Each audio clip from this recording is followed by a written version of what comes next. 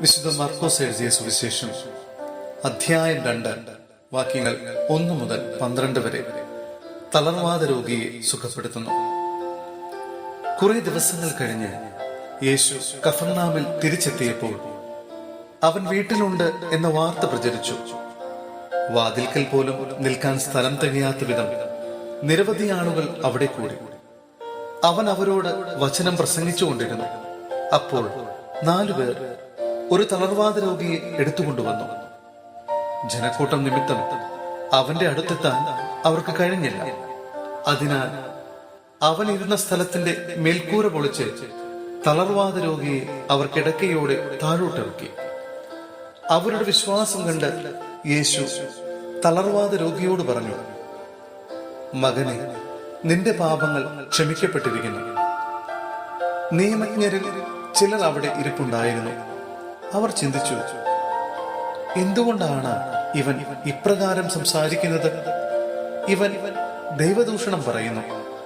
ദൈവത്തിനല്ലാതെ മറ്റാർക്കാണ് പാപം ക്ഷമിക്കാൻ സാധിക്കുക? അവർ ഇപ്രകാരം വിചാരിക്കുന്നുവെന്ന് മനസ്സിലാക്കി യേശു അവരോട് ചോദിച്ചു, എന്തുകൊണ്ടാണ് നിങ്ങൾ ഇങ്ങനെ ചിന്തിക്കുന്നത്? ഏതാണ് എളുപ്പം? തളർവാദ രോഗിയോട് നിന്റെ പാപങ്ങൾ ക്ഷമിക്കപ്പെട്ടിരിക്കുന്നു എന്ന് പറയുന്നതോ, എഴുന്നേറ്റ് നിന്റെ കിടക്കയും എടുത്ത് നടക്കുക എന്ന് പറയുന്നതോ? എന്നാൽ ഭൂമിയിൽ പാപങ്ങൾ ക്ഷമിക്കാൻ മനുഷ്യപുത്രന് അധികാരമുണ്ടെന്ന് നിങ്ങൾ അറിയേണ്ടതിന് അവൻ തളർവാദ രോഗിയോട് പറഞ്ഞു, ഞാൻ നിന്നോട് പറയുന്നു, എഴുന്നേറ്റ് നിന്റെ കിടക്കയും എടുത്ത് വീട്ടിലേക്ക് പോവുക. തൽക്ഷണം അവൻ എഴുന്നേറ്റ് കിടക്കയും എടുത്ത് എല്ലാവരും കാണുകെ പുറത്തേക്ക് പോയി. എല്ലാവരും വിസ്മയിച്ചു. ഇതുപോലൊന്ന് ഞങ്ങൾ ഒരിക്കലും കണ്ടിട്ടില്ല എന്ന് പറഞ്ഞ് അവർ ദൈവത്തെ മഹത്വപ്പെടുത്തി.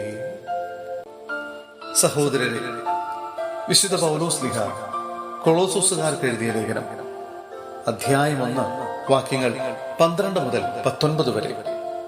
ക്രിസ്തു സൃഷ്ടിയുടെ മകുടം. പ്രകാശത്തിൽ വിശുദ്ധരോടൊപ്പം പങ്കുചേരാനുള്ള അവകാശത്തിന് നമ്മെ യോഗ്യരാക്കിയ പിതാവിനെ കൃതജ്ഞത അർപ്പിക്കുവൻ. അന്ധകാരത്തിന്റെ ആധിപത്യത്തിൽ നിന്ന് അവിടുന്ന് നമ്മെ വിമോചിപ്പിച്ചു. അവിടുത്തെ പ്രിയപുത്രന്റെ രാജ്യത്തിലേക്ക് നമ്മെ ആനയിക്കുകയും ചെയ്തു. അവനിലാണല്ലോ നമുക്ക് രക്ഷയും പാപമോചനവും ലഭിച്ചിരിക്കുന്നത്. അവൻ അദൃശ്യനായ ദൈവത്തിന്റെ പ്രതിരൂപവും എല്ലാ സൃഷ്ടികൾക്ക് മുമ്പുള്ള ആദ്യജാതനുമാണ്. കാരണം അവനിൽ സ്വർഗത്തിലും ഭൂമിയിലുമുള്ള ദൃശ്യവും അദൃശ്യവുമായ എല്ലാ വസ്തുക്കളും സൃഷ്ടിക്കപ്പെട്ടു.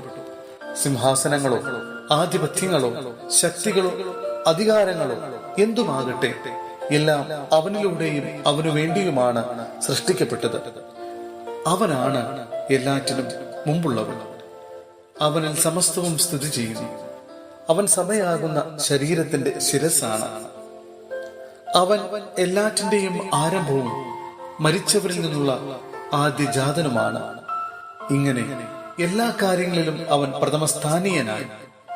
എന്തെന്നാൽ അവനിൽ സർവസമ്പൂർണതയും നിവസിക്കണമെന്ന് ദൈവം തിരുമനസ്സായി.